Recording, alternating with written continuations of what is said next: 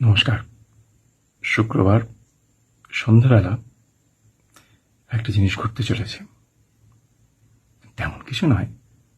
রাম মঙ্গল বললে কিছু বুঝতে পারছেন? রাম মঙ্গল একটু ঠিক করে বলতে গেলে তো রাম মঙ্গল আমাদের খুব প্রাচীন একটি পুঁথি, হাজারখানেক বছর বয়স হবে, এবং সেটা কত রকম তার ভেরিয়েশন আছে কি না জানা নেই, কারণ পুঁথিটা পাওয়াই যায় না। এশিয়াটিক সোসাইটি থেকে শুরু করে যত রকমের যা যা লোকের লিস্ট বানিয়েছে কি কি আছে নেই, তার মধ্যে নানা জায়গায় খুঁজে দেখেছি, পাওয়া যায় না। কিন্তু মজার ব্যাপার হলো, আমি তার ঠিক এক টুকরো নয়, অনেকটাই দুভাবে শেখার সুযোগ পেয়েছিলাম, কিছুটা শিখেছিলাম। সেই যুগে অবশ্য রাম খুব একটা পছন্দের লোক ছিলেন না, কারণ স্কুল কলেজে রামকে গাল দিলে বেশি নম্বর পাওয়া যেত, ফলে খুব একটা পাত্তা দিইনি। শ্রদ্ধাবান লভতে জ্ঞানম তৎপর সংযতেন্দ্রিয়, ফলে শ্রদ্ধাবান ছিলাম বলে তো মনে হয় না, তবে শিখে নিয়েছিলাম থ্যাঙ্কফুলি। সেই সময়তে আমি সঙের গান খুঁজে বেড়াচ্ছিলাম, এবং একটি গ্রামে রাম মঙ্গল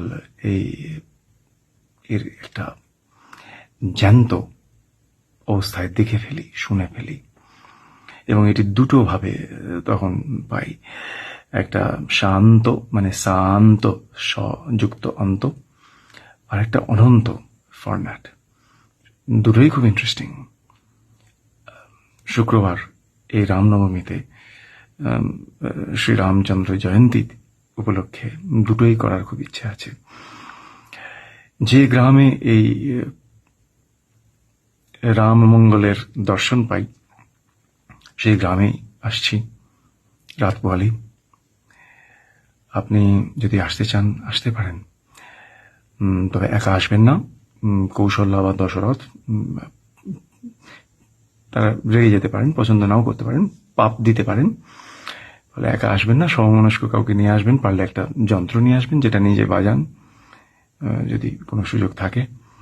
আর একটা ইমেল করুন, samskritasongbook@gmail.com, SANSKRTASONGBOOK একসাথে @gmail.com।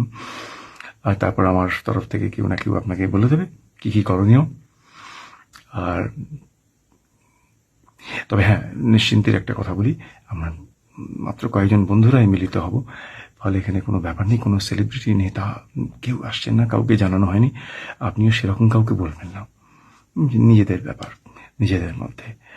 আর এই আমাদের পরম্পরার গান গাওয়া, পরম্পরার গুণগান গাওয়া, এইটুকুই।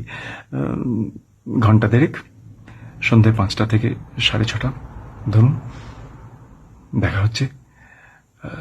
নমস্কার। আশা করি আপনিও গলা মেলাবেন।